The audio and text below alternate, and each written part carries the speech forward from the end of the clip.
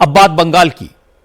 IUPAC के office में ED के रेड के केस में आज ममता बनर्जी को कोलकाता हाई कोर्ट में बड़ा झटका लगा। कलकत्ता हाई कोर्ट ने कुछ ही देर की दलील के बाद टीएमसी की पिटीशन खारिज कर दी। हाई कोर्ट में आज ईडी और तृणमूल कांग्रेस दोनों की पिटीशन पर सुनवाई होनी थी, लेकिन कोर्ट की कार्रवाई शुरू होते ही ईडी की तरफ से एएसडी एसवी राजू ने कहा सुप्रीम कोर्ट में ईडी की पिटीशन पेंडिंग है, इसलिए हाई कोर्ट इस मामले में सुनवाई न करे। इस पर कलकत्ता हाई कोर्ट ने सहमति दे दी। इसके बाद तृणमूल कांग्रेस की पिटीशन का नंबर आया।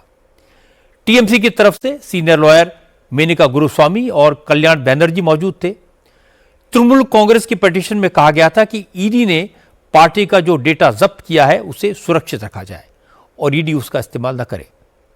इस पर एसजी ने कहा ईडी ने रेड के दौरान प्रतीक जैन के घर या उनके दफ्तर से कुछ भी जब्त नहीं किया। ईडी के पास कुछ नहीं है। वहां के जो भी रिकॉर्ड, जो भी डिवाइसेस या दस्तावेज थे, वो सब मुख्यमंत्री ममता बनर्जी और उनके साथ आए अधिकारी अपने साथ ले गए। इसलिए तृणमूल कांग्रेस की तरफ से जो पिटीशन फाइल की गई है उसका कोई मतलब नहीं है।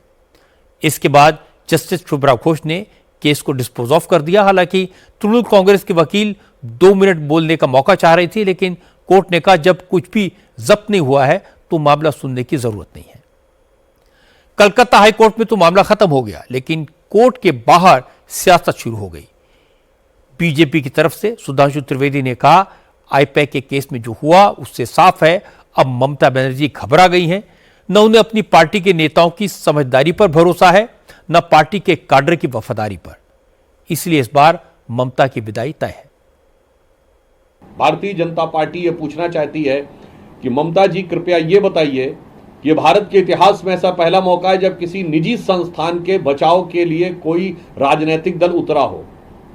यदि आपका यह कहना सही है कि आपकी पार्टी की सारी स्ट्रेटजी एक निजी संस्थान के पास थी, इसका अर्थ यह हुआ कि तृणमूल कांग्रेस का शीर्ष नेतृत्व मानता है कि उसके समस्त वरिष्ठ नेता कार्यकर्ता नाकारा हैं और वह रणनीति बनाने में पूर्णतः अक्षम है।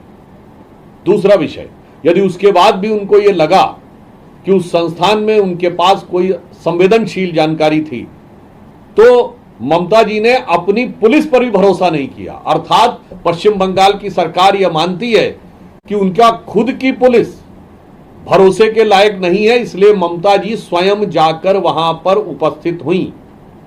तीसरा बिंदु, ममता जी ने वहां से फाइल उठाने के लिए अपने किसी निजी स्टाफ पर भी भरोसा नहीं किया और खुद अपने हाथ से जाकर फाइल ली।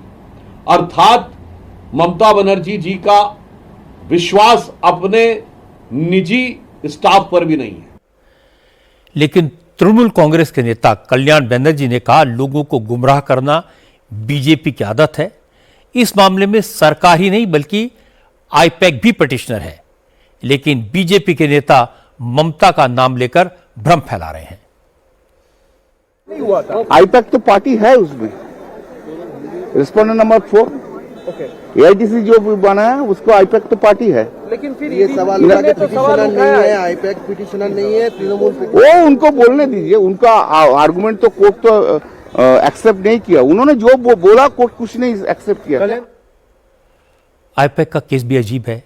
रेड डाली ईडी ने और फाइलें उठाई दीदी ने। ममता ने आरोप लगाया कि ईडी डेटा चुरा कर ले गई और ईडी ने आरोप लगाया कि चीफ मिनिस्टर ने फाइलें चुरा ली।